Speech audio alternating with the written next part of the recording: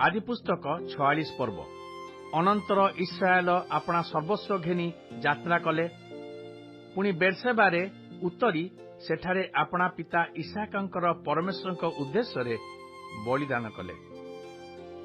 तहिरे परमेश्वर इस्राएल को रात्रि रे दर्शन दे कहले, हे जाकुब, हे जाकुब। तहिरे से उत्तर कले, देखंतु मु उपस्थित अछि। सेतेबेले से कहले, आम्भे परमेश्वर, तुम पितार परमेश्वर, तुमे मिस्र को जीवा पाई भय कर नाही, जेहेतु आम्भे सेठारे तुम्भकु एक बृहत गोष्ठी करिबा। आम्भे तुम्भ संगरे मिस्र देश को जीवा, पुणी आम्भे मध्य सेठारु तुम्भकु निश्चय बाहुडाय आनिबा। पुणी जोसेफ निज हस्तरे तुम्भर चक्षु मुद्रित करिवो। अनंतर जाकुब बेर्सेबा ठारु यात्रा कले। पुणी तांकु बहिबा निमंते फारो जो सकट पठाइथिले, तहिरे इस्राएलंकर पुत्रगण आपणा मानकर पिता जाकुबंकु ओ बालक मानकु ओ भाज्या मानकु नेई गले। एउतारे सेमाने अर्थात जाकुब ओ तांको समस्त वंश आपणा मानकर पशुगण ओ किणान देशरे उपार्जित समस्त संपत्ति घेनी मिस्र देशरे उतारिले। एही प्रकारे जाकुब आपणा पुत्र पौत्र ओ पुत्री ओ पौत्री समस्त परिवार नेई मिस्र देश को गले। मिस्र देश को आगत इस्राएल वंश अर्थात जाकुब ओ तांकर संतान मानकर नाम। जाकुबंकर ज्येष्ठ पुत्र रूबेन। रूबेनर पुत्र हनोक ओ पल्लू ओ हिम्रोन ओ कर्मी। सिमियोनर पुत्र जिमुएल ओ जामिन ओ ओहद ओ जाखिन ओ सोहर ओ ताहार किणानिया स्त्री ठारू जात पुत्र सौल। लेवीर पुत्र गेर्सोन ओ कहात ओ मोरारी। जिहुदार पुत्र एर ओ ओनन ओ सेला ओ पेरस ओ सेरह। मात्र एर ओ ओनन किणान देशरे मरिथिले। पेरसर पुत्र हिस्रोन ओ हामुल। इसाखरर संतान तोलय ओ पुय ओ जोबो ओ सिम्रोन। सबुलनर पुत्र सेरब ओ एलोन ओ जहलेल। एमाने ओ कन्या दीना पदन अरामरे जाकुबंक ठारू जात लेयार संतान। एमाने पुत्र कन्यारे 33 प्राणी थिले। गादर पुत्र सिफोन ओ हगी ओ सुन्नी ओ इस्बोन ओ एरी ओ आरोदी ओ अरेली।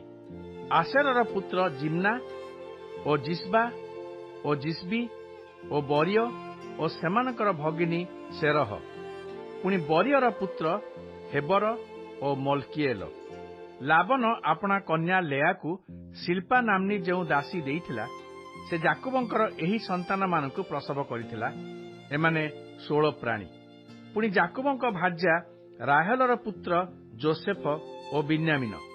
जोसेफंकर पुत्र मनसी ओ इफ्राइम मिस्र देशरे जन्मिथिले।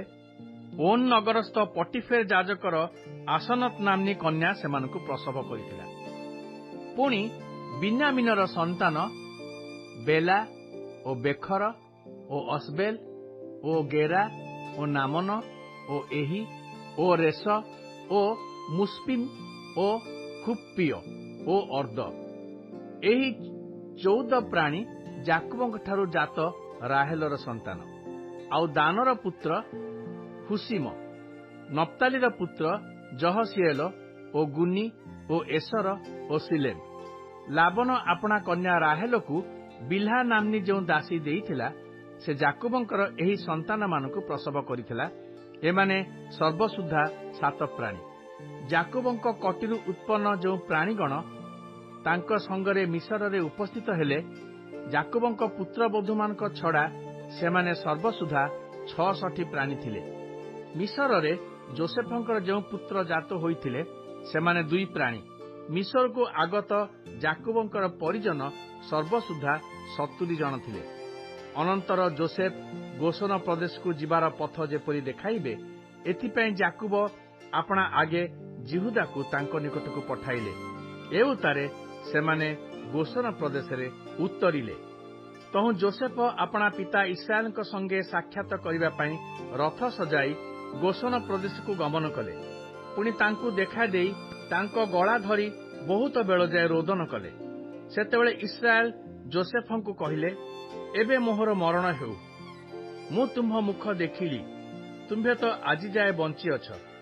ଅନନ୍ତର ଯୋସେଫ ଆପଣା ଭାଇମାନଙ୍କୁ ଓ ପିତୃ ପରିବାରକୁ କହିଲେ, ମୁଁ ଯାଇ ଫାରୋଙ୍କୁ ସମ୍ବାଦ ଦେଇ କହିବି, କିଣାନ ଦେଶରୁ ମୋହର ଭ୍ରାତୃଗଣ ଓ ପିତୃ ପରିବାର ମୋ ନିକଟକୁ ଆସିଅଛନ୍ତି।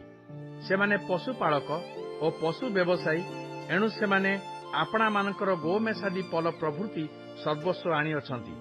ତହିଁରେ ଫାରୋ ତୁମ୍ଭମାନଙ୍କୁ ଡକାଇ ତୁମ୍ଭମାନଙ୍କ କେଉଁ ବ୍ୟବସାୟ ଏକଥା ଯେତେବେଳେ ପଚାରିବେ, ସେତେବେଳେ ତୁମ୍ଭେମାନେ କହିବ, ଆପଣଙ୍କର ଏହି ଦାସମାନେ ବାଲ୍ୟାବଧି ଏପର୍ଯ୍ୟନ୍ତ ପୂର୍ବ ପୁରୁଷାନୁକ୍ରମେ ପଶୁ ବ୍ୟବସାୟୀ।